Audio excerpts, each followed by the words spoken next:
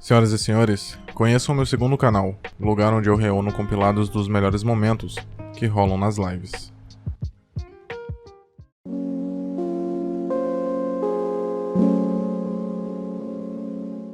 Rick Dalton e Cliff Booth são dois grandes amigos que tentam sobreviver na Los Angeles dos anos 60.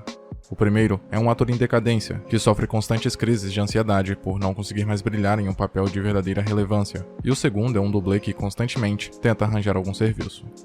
Cliff, na verdade, demonstra grande conformidade com a sua situação, por mais precária que ela pareça ser, morando em um trailer em um terreno baldio e sendo constantemente rejeitado por boa parte dos produtores, já que algumas pessoas se sentem desconfortáveis com sua presença, visto que no passado, Cliff foi acusado de matar a própria esposa, mas saiu impune da acusação. Vemos em um flashback Cliff ouvir as ofensas de sua mulher, segurando o que parece ser uma arma de compressão e mostrando uma expressão irritada, porém não vemos ele de fato executá-la, e a veracidade a respeito dessa história nunca nos é confirmada. Portanto, Cliff é sem dúvidas o personagem mais misterioso e complexo do filme, pois inicialmente somos apresentados a um homem benévolo, confiável e simpático, mas também há insinuações de que por baixo de toda essa postura se esconde um sujeito agressivo e impiedoso, já que mais à frente, vemos também o personagem escolher a violência como opção para resolver os problemas que lhe aparecem, mas, para ser justo, pontualmente, como bater no rosto de um hippie que se recusava a trocar o pneu de seu carro, ou na cena que aceita lutar contra o ator Bruce Lee. Rick Dalton sempre tenta arranjar serviços para o amigo, mas não consegue devido ao preconceito e receio que as pessoas têm pelo dublê. O próprio Rick não está em uma boa fase da carreira, e mesmo que no passado tenha interpretado grandes papéis, no presente do longa, acaba tendo que aceitar fazer um papel de vilão em um filme de western italiano. Ele não fica contente com a ideia a princípio e até mesmo chega a chorar de desgosto, mas acaba se conformando e ainda que tenha problemas para lembrar as suas falas e tenha crises na sua cabine durante as gravações, o personagem consegue entregar uma boa performance e, como observamos, Rick passa a se destacar em filmes italianos de western e até participa de uma versão italiana de James Bond. Cliff, em paralelo, conhece uma garota que faz parte de um grupo de hippies que se apossaram de um rancho pertencente a um antigo amigo do dublê, o velho George. Desconfiado de que algo tenha acontecido ao velho, Cliff vai conversar com ele e percebe que o amigo está bem, mesmo cego e sem forças. A cena do rancho é particularmente tensa, pois se passa em um local estranho, desértico e distante, com Cliff em desvantagem numérica, e os olhares constantes e indiscretos tornam toda a situação mais preocupante. Além disso, para quem sabe o contexto histórico em que o filme se passa e as referências usadas pelo cineasta, fica mais do que evidente que aquelas pessoas pertencem ao culto de Charles Manson, um psicopata que realmente existiu e que na vida real foi o responsável por ter dado ordens aos seus seguidores para assassinar a jovem atriz Sharon Tate, na época grávida. Para aqueles cientes desse ocorrido, a tensão é muito maior, principalmente quando os seguidores de Manson aparecem, e a cena no rancho é provavelmente a que mais deixa os espectadores apreensivos. Não obstante, o filme, embora tenha toda essa bagagem e contexto histórico, não apresenta a preocupação de relatar com realismo essa história, tanto quanto ao que realmente aconteceu, quanto pelo absurdo de cenas pontuais. Os próprios personagens que podemos chamar de protagonistas, Rick e Cliff, foram criados para o longa. Além disso, há certos momentos no enredo que não possuem uma função narrativa muito clara, como a cena em que vemos a atriz Sharon Tate ir até o cinema para assistir ao filme que ela mesma protagoniza, e se emocionando com a aclamação do público acerca de seu trabalho. O verdadeiro objetivo dessa passagem, podemos presumir, é apenas homenagear o cinema daquela época e suas principais estrelas, e nos fazer imergir naquele período. O tributo torna-se mais evidente quando percebemos que as cenas do filme, de Tate, que passam no telão, não são regravadas com a atriz Margot Robbie, e sim as originais do filme Arma Secreta contra Matt Helmy, de 1968, o que demonstra o carinho e respeito que o diretor tem pela falecida atriz, que na época era uma estrela com extremo potencial. Era uma vez em Hollywood também possui um clima de melancolia que se origina do fato de vermos em um mesmo período uma atriz ascendendo na carreira e outro que já aceita papéis que ele mesmo considera inferiores, a fim de não ser totalmente esquecido pela indústria e continuar tendo alguma relevância.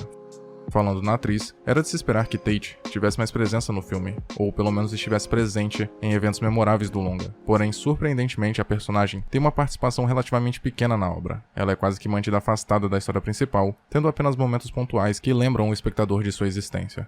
Certamente, não conhecemos Sharon Tate do mesmo jeito que nos familiarizamos com Rick e Cliff. Porém, isso é compreensível. Claramente, estes últimos são os personagens centrais de uma história em que Sharon Tate é apenas coadjuvante. Além do mais, trata-se de uma realidade em que ela não morre em 8 de agosto de 1969, ou seja, este é um dia completamente comum em sua vida. Em outras palavras, não tem nada de fascinante em sua trajetória. Ao longo do tempo que o filme se passa, nós a vemos em dias completamente comuns. Ela não está trabalhando, passa boa parte do tempo sozinha em casa, dança, faz algumas compras, encontra-se com alguns amigos, nada de muito especial. Logo, se Era Uma Vez em Hollywood é sobre Sharon Tate em algum sentido, podemos considerar que o intuito é devolver a vida a ela e não se deixar influenciar por sua morte.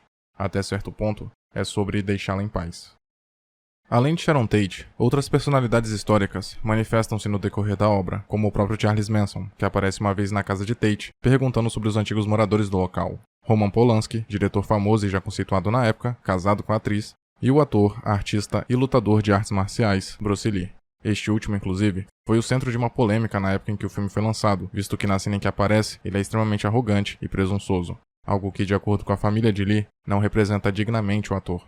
Contudo, embora seja uma revolta compreensível, primeiro, a performance excêntrica é condizente com o teor satírico e absurdo do filme, e segundo, podemos interpretar esse retrato duvidoso do ator como fruto da perspectiva de Cliff, visto que a cena se passa durante um flashback na cabeça do dublê.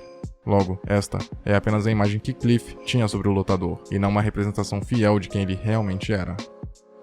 Mais à frente, vemos Rick Dalton usufruindo dos frutos que o seu sucesso em filmes de faroeste está lhe rendendo. Ele fica noivo de uma atriz italiana e, em uma conversa amigável com Cliff, diz que depois do casamento não sabe se poderá continuar com a casa onde vive e que não poderia mais cuidar do amigo. O sujeito entende a situação e, na verdade, já parecia saber que aquilo aconteceria eventualmente. Acompanhamos, guiado por uma narração, a noite de bebedeira entre os dois amigos e, simultaneamente, a atriz Sharon Tate, vizinha de Rick, sai para jantar com os amigos e com o marido. Mais tarde, os mesmos hippies e também seguidores do culto de Manson, que apareceram no rancho anteriormente, planejam fazer um ataque à casa de Sharon, mas após serem confrontados por Rick, que não esconde o seu ódio por eles, os personagens mudam os planos e decidem adentrar a casa do ator.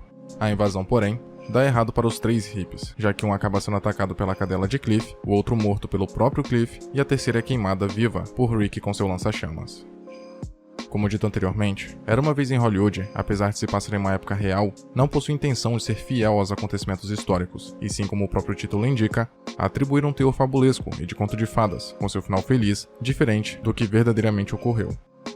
A indicação da localização dos personagens, assim como em que horas eles chegaram, evidenciando detalhes minuciosos, como a gravidez de Tate, remete a um relatório sobre o evento original, buscando dar mais credibilidade ao longa. Porém, o final surpreende porque, diferente do que se esperava, a atriz, que seria morta pelo culto de Manson, deixou de ser o alvo dos seguidores do psicopata, com Rick tomando esse posto, por sua atitude no rancho. Essa mudança na história real não é novidade na filmografia do diretor, e neste caso, essa reparação serve de catarse e um exercício de criatividade ao transformar o que seria o trágico momento na correção de uma injustiça, e em uma vingança contra aqueles que assassinaram cruelmente a atriz.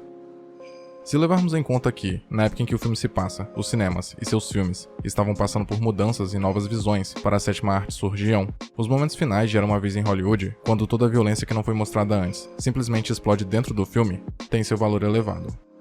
Ainda no final, vemos Rick sendo convidado a entrar na casa de Tate, demonstrando de forma simbólica a união do velho com o novo.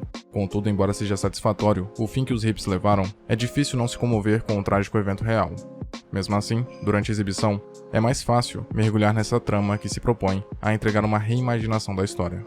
Além disso, todas as homenagens ao cinema antigo servem para nos lembrar como essa era uma época distinta e no olhar de um cineasta saudosista e inspirado, melhor.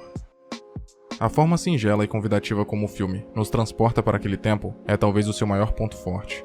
Mesmo que a violência tarantinesca atribua um teor chocante e até frio às passagens em que ela se encontra presente, não é equivocado dizer que Era Uma Vez em Hollywood é uma das obras mais sensíveis, metalinguísticas e até mesmo melancólicas do diretor. Além disso, mesmo que muitos possam concordar que esta não é a melhor obra do cineasta, é preciso contemplar a maturidade dele ao abrir mão da violência gráfica constante e até gratuita que o tornou tão famoso e popular, a fim de representar do seu jeito uma época do cinema onde as coisas eram muito mais simples e encantadoras.